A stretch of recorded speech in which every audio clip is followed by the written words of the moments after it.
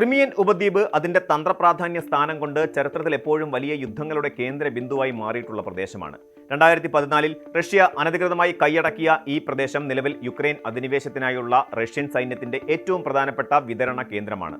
എന്നാൽ ആധുനിക യുദ്ധ സാങ്കേതിക വിദ്യയുടെ സഹായത്തോടെ ഈ ക്രിമിയയെ റഷ്യൻ ഭൂപടത്തിൽ നിന്ന് പൂർണ്ണമായും ഒറ്റപ്പെടുത്താനുള്ള വലിയൊരു സൈനിക നീക്കത്തിലാണ് ഇപ്പോൾ യുക്രൈൻ ഏർപ്പെട്ടിരിക്കുന്നത്. ക്രിമിയയിലെ റഷ്യൻ അധിനിവേശ സേനയെ കാത്തിരിക്കുന്നത് വലിയൊരു നരകമാണെന്നും ആ പ്രദേശത്തെ പൂർണ്ണമായും ഒറ്റപ്പെട്ട ഒരു ദ്വീപാക്കി മാറ്റാൻ ഞങ്ങളുടെ ഡ്രോൺ പടയ്ക്ക് സാധിക്കുമെന്നും യുക്രൈൻ പ്രതിരോധ മന്ത്രി മൈഖെയിലോ ഫെഡോറോവ് അടുത്തിടെ നടത്തിയ ഒരു അഭിമുഖത്തിൽ വ്യക്തമാക്കി. യുദ്ധത്തിന്റെ പരമ്പരാഗത ശൈലികളെ പാടെ മാറ്റിയെഴുതുന്ന ഇത്തരം വ്യോമ സാങ്കേതിക വിദ്യകൾ ക്രിമിയൻ ഉപദ്വീപിനെ എങ്ങനെയാണ് ഒരു കെണിയാക്കി മാറ്റുന്നതെന്ന് നമുക്ക് വിശദമായൊന്ന് പരിശോധിക്കാം. ഒരു ഉപദ്വീപിന്റെ കരമാർഗമുള്ള വിതരണ ശൃംഖലകൾ പൂർണ്ണമായും തകർത്ത് സാങ്കേതികമായി അതിനെ എങ്ങനെ ഒരു ദ്വീപാക്കി മാറ്റാം എന്നാണ് യുക്രൈൻ ഇപ്പോൾ ലോകത്തിന് കാണിച്ചു തരുന്നത്. പ്രസിംഗ് എന്ന യൂട്യൂബ് ചാനലിന് നൽകിയ പ്രത്യേക അഭിമുഖത്തിലാണ് പ്രതിരോധ മന്ത്രി ഫെഡോറോവ് ഈ തന്ത്രപ്രധാനമായ നീക്കത്തിന്റെ വിവരങ്ങൾ പങ്കുവച്ചത്. മധ്യദൂര പ്രഹരശേഷിയുള്ള ഡ്രോണുകളുടെ വൻതോതിലുള്ള വിന്യാസം റഷ്യൻ സൈന്യത്തിന്റെ പതിവ് വിതരണ പാതകളെ പാടെ തകർത്തിരിക്കുകയാണ്. റോഡുകളും റെയിൽവേ ലൈനുകളും പാലങ്ങളും നിരന്തരമായി ആക്രമിക്കപ്പെടുന്നതോടെ റഷ്യൻ സൈന്യത്തിന് ആവശ്യമായ ആയുധങ്ങളും ഇന്ധനവും ഭക്ഷണവും ക്രിമിയയിലേക്ക് എത്തിക്കുക എന്നത് അസാധ്യമായി മാറുകയാണ്. ഇതിന്റെ അനന്തരഫലങ്ങൾ റഷ്യൻ പക്ഷത്തിന് ഒട്ടും പ്രതീക്ഷിക്കാത്ത കടുത്ത പ്രഹരമായിരിക്കുമെന്നാണ് യുക്രൈൻ ഭരണകൂടം നൽകുന്ന മുന്നറിയിപ്പ്. നയതന്ത്രപരമായും സൈനികപരമായും ഏറെ രഹസ്യ സ്വഭാവം സൂക്ഷിക്കുന്ന ഈ ദൗത്യത്തിന്റെ പൂർണ്ണമായ വിവരങ്ങൾ പുറത്തുവിട്ടിട്ടില്ലെങ്കിലും വരും ദിവസങ്ങളിൽ ക്രിമിയയിൽ വലിയൊരു ദുരന്തമാണ് റഷ്യയെ കാത്തിരിക്കുന്നതെന്ന് വ്യക്തമാണ്. ഈ വ്യോമ ഉപരോധം വെറും ഒരു പ്രസ്താവനയിൽ ഒതുങ്ങുന്നതല്ല എന്ന് തെളിയിക്കുന്നതാണ് യുക്രൈൻ പ്രതിരോധ മന്ത്രാലയം പുറത്തുവിട്ട കണക്കുകൾ. മുൻ വർഷത്തിൽ ആകെ കരാർ ചെയ്തിരുന്നതിനേക്കാൾ 300% കൂടുതൽ മധ്യദൂര പ്രഹര ഡ്രോണുകളാണ് ഈ വർഷത്തിന്റെ ആദ്യ 4 മാസങ്ങളിൽ മാത്രം യുക്രൈൻ സ്വന്തമാക്കിയത്. ഇതിനായി ലോജിസ്റ്റിക്സ് ലോക്ക്ഡൌൺ എന്ന പേരിൽ ഒരു പ്രത്യേക സാമ്പത്തിക സഹായ പദ്ധതിയും രാജ്യം രൂപം നൽകിയിട്ടുണ്ട്.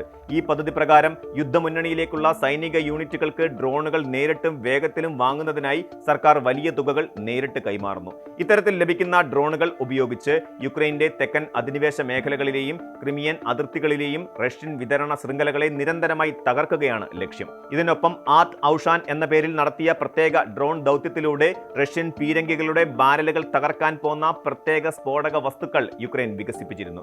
വെറും 2 രാത്രികൾ കൊണ്ട് 250ഓളം റഷ്യൻ ആർട്ടിലറി സംവിധാനങ്ങളാണ് ഈ അത്യാധുനിക ഡ്രോണുകൾ കരിച്ചു കളഞ്ഞത്.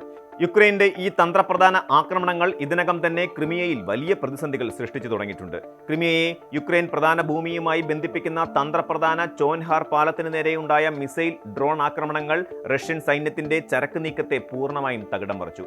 പാലം തകർന്നതോടെ ആർമിയാൻസ്ക് വഴി തിരിച്ചുവിട്ട റഷ്യൻ സൈനിക ട്രക്കുകളുടെ വൻ വ്യൂഹത്തിന് നേരെയും യുക്രൈൻ കടുത്ത ആക്രമണം അഴിച്ചുവിട്ടു. ഇതിന്റെ നേരിട്ടുള്ള ആഘാതം ക്രിമിയയിലെ സാധാരണ ജനജീവിതത്തിലും പ്രതിഫലിക്കുന്നുണ്ട്. ഉപദ്വീപിലെ ഇന്ധന വിതരണം കടുത്ത പ്രതിസന്ധിയിലായ സാഹചര്യത്തെ തുടർന്ന് റഷ്യൻ അനുകൂല ഭരണത്തിന് അവിടെ ഇന്ധന റേഷനിംഗ് ഏർപ്പെടുത്തേണ്ടി വന്നിരിക്കുകയാണ്. ഒരാൾക്ക് ഒരു ദിവസം പരമാവധി 20 ലിറ്റർ ഇന്ധനം മാത്രമേ വാങ്ങാൻ സാധിക്കൂ എന്ന കടുത്ത നിയന്ത്രണമാണ് ഇപ്പോൾ നിലവിലുള്ളത്. ഇന്ധന വൗച്ചറുകളുടെ വിപണനവും താൽക്കാലികമായി നിർത്തിവച്ചിരിക്കുകയാണ്. ഈ വർഷത്തെ വിനോദസഞ്ചാര സീസൺ പൂർണ്ണമായും യുക്രൈനിൽ ഡ്രോണുകൾക്ക് മാത്രമുള്ളതാണെന്ന പ്രതിരോധ മന്ത്രിയുടെ പരിഹാസം ഈ കടുത്ത യാഥാർത്ഥ്യത്തെയാണ് ചൂണ്ടിക്കാണിക്കുന്നത്. ഈ കടുത്ത പ്രതിസന്ധിയുടെ പശ്ചാത്തലത്തിൽ ക്രിമിയൻ ഉപദ്വീപിൽ അവശേഷിക്കുന്ന തങ്ങളുടെ നാവിക കമാൻഡ് സംവിധാനങ്ങൾ അവിടെ നിന്നും സുരക്ഷിതമായ മറ്റ് കേന്ദ്രങ്ങളിലേക്ക് മാറ്റാൻ റഷ്യൻ സൈനിക നേതൃത്വം നിർബന്ധിതരായിക്കൊണ്ടിരിക്കുകയാണ്. ബ്ലാക്ക് സീ ഫ്ലീറ്റിനുള്ളിൽ പ്രവർത്തിക്കുന്ന അതേഷ് എന്ന യുക്രൈൻ അനുകൂല അണ്ടർഗ്രൗണ്ട് ചെറുത്തുനിൽപ്പ് ഗ്രൂപ്പിന്റെ റിപ്പോർട്ടുകൾ പ്രകാരം സോവാസ്റ്റോപോളിലുള്ള തങ്ങളുടെ പ്രധാന കമാൻഡ് ഹബ്ബ് റഷ്യൻ അതിർത്തിക്കുള്ളിലെ സോവാറോസിസ്കിലേക്ക് മാറ്റാൻ മോസ്കോ പദ്ധതിയിടുന്നുണ്ട്. International institute for the study of war പോലെയുള്ള ആഗോള സൈനിക നിരീക്ഷകരും ഈ പിന്മാറ്റ നീക്കങ്ങൾ ശരിവെക്കുന്നുണ്ട്. റഷ്യൻ ഭൂപ്രദേശത്തെ ക്രിമിയയുമായി ബന്ധിപ്പിക്കുന്ന 19 കിലോമീറ്റർ നീളമുള്ള വ്ളാഡിമിർ പുടിന്റെ അഭിമാന സ്തംഭമായ കെർച്ച് പാലമാണ് ഇനി അവശേഷിക്കുന്ന പ്രധാന പാത. ഈ പാലം കൂടി യുക്രൈൻ പൂർണ്ണമായി തകർത്താൽ ക്രിമിയയിലേക്കുള്ള റഷ്യൻ സൈന്യത്തിന്റെ എല്ലാ വഴികളും അടയും. ഒരു സമ്പൂർണ്ണ ഉപരോധം ഏർപ്പെടുത്താൻ യുക്രൈന് സാധിച്ചാൽ തങ്ങളുടെ സൈന്യത്തെ അവിടെ നിന്നും എങ്ങനെ ഒഴിപ്പിക്കണം എന്ന് ചിന്തിക്കുകയല്ലാതെ റഷ്യയ്ക്ക് മറ്റു വഴികൾ ഉണ്ടാകില്ലെന്ന് ക്രിമിയൻ ടാറ്റർ ജനതയുടെ നേതാവായ റഫാത്ത് ചുബാരോവ് വ്യക്തമാക്കുന്നു.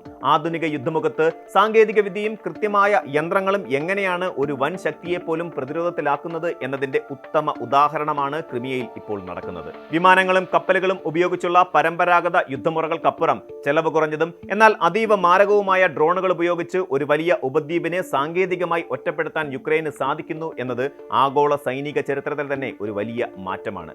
പുടിന് തന്റെ അഭിമാന ഭൂമിയായ ക്രിമിയയിൽ നിന്ന് സൈന്യത്തെ പിൻവലിക്കേണ്ടി വരുമോ എന്നത് വരും ദിവസങ്ങളിലെ യുദ്ധഗതിയെ ആശ്രയിച്ചിരിക്കും. എങ്കിലും ഒന്നുറപ്പാണ്, അതിർത്തികൾ സംരക്ഷിക്കാൻ വ്യോമപാതകളിൽ യുക്രൈൻ തീർക്കുന്ന ഈ സങ്കീർണമായ ഡ്രോൺ കോട്ടകൾ റഷ്യൻ അധിനിവേശത്തിന് കനത്ത പ്രഹരമാണ് ഏൽപ്പിക്കുന്നത്. ആഗോള രാഷ്ട്രീയത്തിലും സൈനിക വ്യൂഹത്തിലും ഈ പുതിയ യുദ്ധതന്ത്രം വരുത്തുന്ന മാറ്റങ്ങൾ വരും ദശകങ്ങളിൽ വലിയ ചർച്ചകൾക്ക് വഴിതുറക്കും എന്നതിൽ യാതൊരു സംശയവും ഉണ്ടാകില്ല. കൂടുതൽ വാർത്തകൾക്ക് news 18 Keralam YouTube channel subscribe ചെയ്യുക.